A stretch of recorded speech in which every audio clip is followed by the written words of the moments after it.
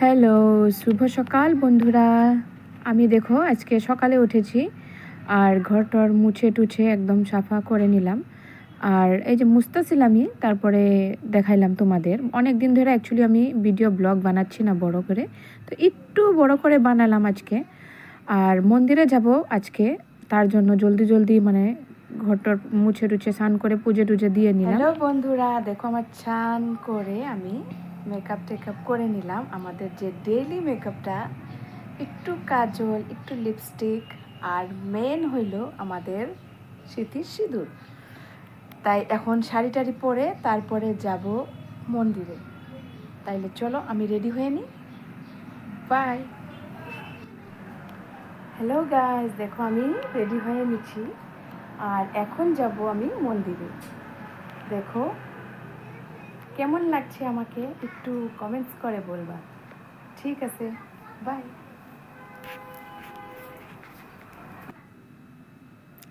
এই দেখো আমার হাজব্যান্ড পূজা করতেছিল হনুমান মন্দিরে। তো ছেলে মানুষ পূজা করলেও খুব ভালো, আমিও করেছি। তারপরে এই যে হনুমান মন্দিরের দিকে বাড়াইয়া তারপরে আমরা গেলাম কালী মন্দিরে। কালী মন্দিরটা দেখো কত সুন্দর সাজিয়ে রাখছে, খুব সুন্দর লাগে। দেখো তো কালীবাড়িটা আমাদের এই যে এই সেক্টরের নাহারলাগানের এখানে মানে মার্কেটের ওই পাশেই কালী মন্দিরটা আছে। তো দেখো তো কালী মাটা কি সুন্দর দেখাচ্ছে, একদম কি সুন্দর। দেখো তো আমাকে খুব ভালো লাগে মন্দিরে। ছোটোর থেকে মানে আমরা আসা যাওয়া করতাম, ছোটোবেলায়ও খুব চাইতাম এই মন্দিরে, দুর্গা পূজার সময়, কালী পূজার সময় খুব চাইতাম। তারপরে ওইখান থেকে দেখো ধূপ চুপ জ্বলায় টলায় একটু পূজা করে তারপরে এই যে বাইরে বাতি ধূপকাঠি এগুলো জ্বলাইয়ে পরে আমরা বাড়াই গেলাম মন্দিরের দিকে। তারপরে ঘরে আসলাম, ঘরে এসে তারপরে দেখো আজকে শর্টকাট মানে কি বেগুন পোড়া দিয়েছি। আর বেগুন পোড়া তো শীতের মধ্যে খাইতে খুব ভালো লাগে, তোমাদের কেমন লাগে বললো। তো আমাদের আবার খুব ভালো লাগে বেগুন পোড়া গরম গরম।